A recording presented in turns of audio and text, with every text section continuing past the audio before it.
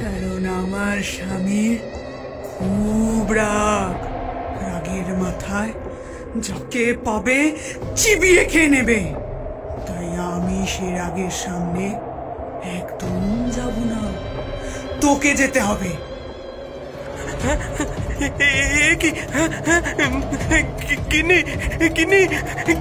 গিন্নি বাঁচাও! কি হলো? কি হলো? কি হলো তোমার? সরলা, সরলা, আমার রাতের খাবার কোথায়? এত দেরি করো কিসের জন্য?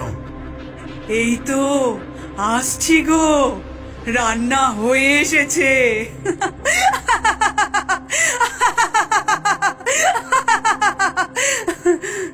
চল মিনসে, তাড়াতাড়ি চল, তোর মাংস দিয়েই রাতের খাওয়া হবে তার।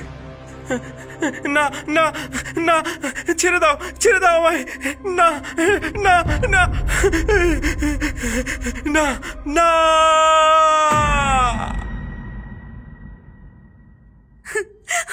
আমার এ কি হয়ে গেল গো? আমার সর্বনাশ হয়ে গেল গো। কাঁদবেন না, কাঁদবেন না, কেঁদে তো কোনো লাভ নেই। আর আর যা হবার তো হয়েই গেছে।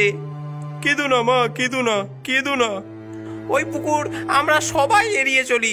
ওই পুকুরে অনেক লোকই ডুবে মরেছে। ওই ওই পেতনি অনেককে ডুবিয়ে মেরেছে আগেও। পুকুরের লাগোয়া ওই বাড়িতে তাই তো কেউ থাকতো না। কেঁদো না মা, কেঁদো না। যতীন এখনো মরেনি। হ্যাঁ, বলো কি বিভূতি? হ্যাঁ, ইনি কে? ইনি ইনি বিভূতি মুখুজ্জে। ওই পুকুরে পেতনি যাদেরকে টেনে নিয়ে গিয়েছিল তাদের মধ্যে থেকে একজনই বেঁচে ফিরেছে কেবল, আর সে হচ্ছেন ইনি। আপনার পায়ে পড়ি, আমার স্বামীকে আপনি বাঁচান। যারা পুকুরে ডুবে মরেছে তাদের লাশ পরদিন ভেসে উঠেছে। যতীনের দেহ এখনো পর্যন্ত পাওয়া যায়নি। ওর কিছু হয়নি, আমার বিশ্বাস। ওই পুকুরের ইতিহাস আমি বলছি।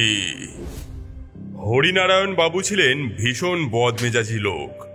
সকলে ভয় করত তাকে, এমনকি তার স্ত্রীও।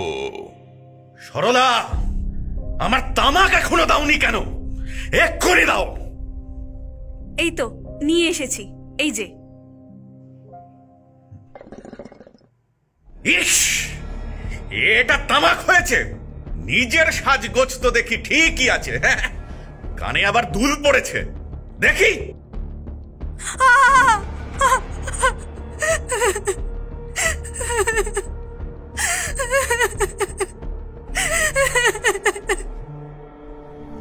একদিন প্রচন্ড ঝড় বৃষ্টির দিনে।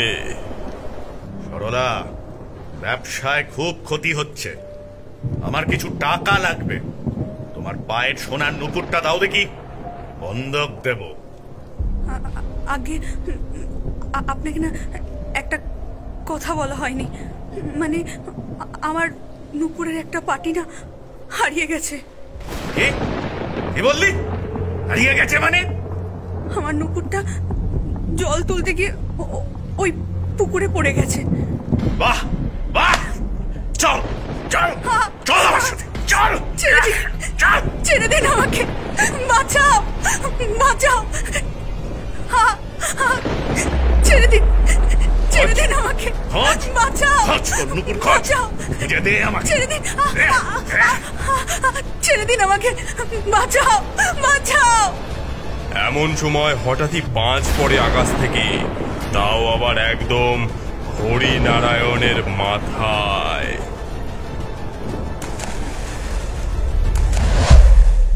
ওই একই পুকুরে একই দিনে মারা যায় দুজন।